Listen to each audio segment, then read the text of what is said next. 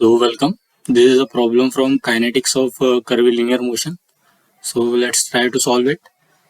What they have given is if the 2 kg block passes over the top of passes over the top B of the circular portion of the path with a speed 3.5 meter per second. Calculate the magnitude NB of the normal force exerted by the path on the block and that is मतलब क्या करना है हमें कि ये block दे रखा है और ये जो पोर्शन है ये सर्कुलर है ए से लेके यहाँ तक का, ये दिख भी रहा है यहाँ पर, जिसका कर्वेचर दे रखा है उन्होंने 2.4 मीटर।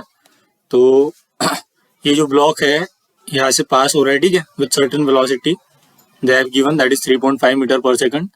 तो जब ये ब्लॉक बी पर आएगा तो ये जो फ्लोर है मतलब ये जो पाथ है वो उस पर कितना नॉर्मल रिएक्शन एक्सर्ट करेगा वो हमें निकालना है। And then determine the maximum speed we which the block can have at A without losing the contact। और अगर मीन्स ब्लॉक की मैक्सिमम स्पीड क्या हो सकती है ए पर अगर उसे कांटेक्ट लूज नहीं करना है। तो पहले पार्ट ए देख लेते हैं, देन पार्ट बी देखेंगे हम। तो पार्ट ए पर क्या करना है मतलब पॉइंट बी पर, सो ब्लॉक पॉइंट बी पर आ रहा है, देन वो जो सरफेस है अपवर्ड डायरेक्शन में नॉर्मल रिएक्शन लगाएगा एंड उसका वेट एक्ट करेगा mg इन डाउनवर्ड डायरेक्शन, और जो एक्सेलरेशन होगा it is moving with constant velocity. Speed बोला उन्होंने इतनी स्पीड से मूव कर रहा है अलोंग सर्कुलर पाथ, तो its acceleration will be toward the centre that is in this direction. तो its value will be equal to v square by rho, ठीक है ना। तो कुछ इस तरीके से वैल्यू हो जाएगी एक्सेलरेशन की, it is toward the centre.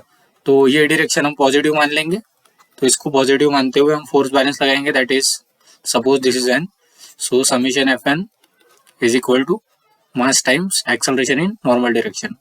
तो m g will acting in positive downward direction और normal reaction at B will be pointing upwards, और एक्सेलरेशन क्या हो जाएगा m v square by row.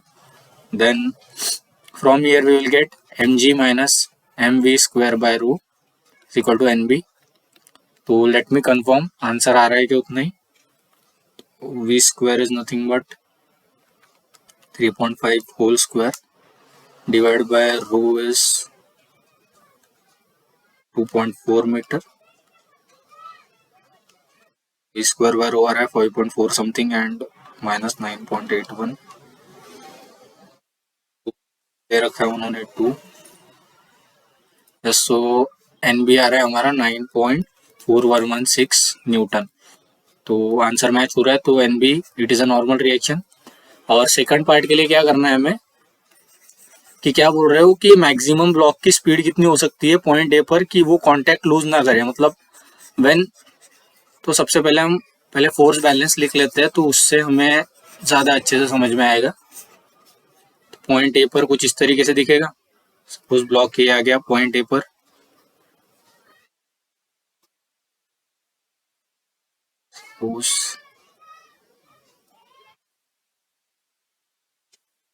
the block A arrived at point A, then its weight will be acting in vertically downward direction, ठीक है।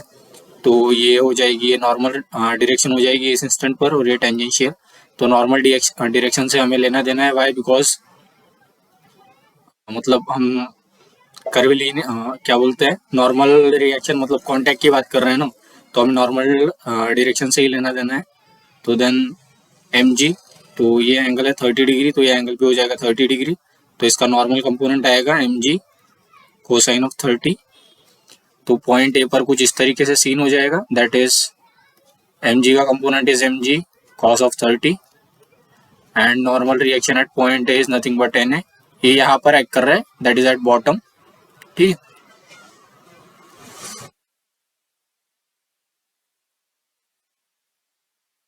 This is N B and everything, और ये तो particle ही है, ठीक है। तो इट इज एन बी, मतलब यहाँ पर ये डिस्टेंस दिखा दिया तो यहाँ पर ये नहीं समझने लगना है कि मूवमेंट वगैरह जनरेट होगा, ऐसा कुछ नहीं हो रहा है। ये पार्टिकल के सेंटर ऑफ मास से ही पास हो रहा है फोर्स। तो ज्यादा कंजेस्टेड ना दिखे इसलिए मैं मतलब ऐसे दिखा रहा हूँ, बाकी सारे फोर्सेस सेंटर ऑफ मास से ही पास हो रहे हैं एंड एक्सेलरेशन हमेशा की तरह in normal direction, so its value will be v square by rho. और यहाँ पर वी क्या है, मैक्सिमम मतलब वी हमें ऐसी निकालनी है जब कांटेक्ट क्या हो, मतलब विदाउट लूजिंग कांटेक्ट। तो पहले फोर्स बैलेंस लिख लेते हैं, that is summation F N is equal to 0। So it will be equal to m ji cos of 30 minus N B is equal to v square by rho. तो क्या बोल रहे हैं, maximum speed without losing the contact. मतलब जब contact just lose हो रहा है, मतलब ऐसी स्पीड जहां पर कांटेक्ट जस्ट लूज हो जाएगा, उसके मतलब अगर उस स्पीड से अगर ज्यादा स्पीड हुई, मतलब जहां पर एन बी टेंडिंग टू 0 है, कांटेक्ट लूज हो गया, मतलब एन बी विल वैनिश। तो जहां पर एन बी वैनिश हो रही है, मतलब एन बी 0 हो रहा है, तो वो स्पीड हमारी क्या हो जाएगी, मैक्सिमम स्पीड। मतलब जिस स्पीड तक कांटेक्ट मेंटेन रह सकता है, अगर उससे स्पीड हमने बढ़ा दी है तो कांटेक्ट क्या हो जाएगा, लूज। तो for maximum speed without losing the contact we can write N B will be 0, then mg cos 30 will be equal to v square by rho.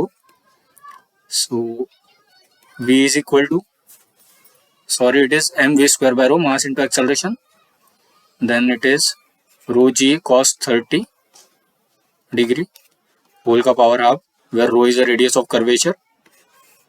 तो यहाँ से मैक्सिमम स्पीड आ जाएगी हमारी 4.52 मीटर पर सेकंड, ठीक है। और अगर ऊपर भी, मतलब अगर ऊपर भी ऐसा गाइड होता, अगर ये गाइड में ऐसा मूव कर रहा होता, तो ऊपर से भी एक नॉर्मल रिएक्शन आई रहती लाइक दिस। तो ये नॉर्मल रिएक्शन जो अपवर्ड वाली रहती, दैट इज एन यू, ये ऐड हो गई रहती, तो हाँ, ये जो मैक्सिमम स्पीड है वो क्या हो गई रहती, बढ़ गई रहती, ठीक है।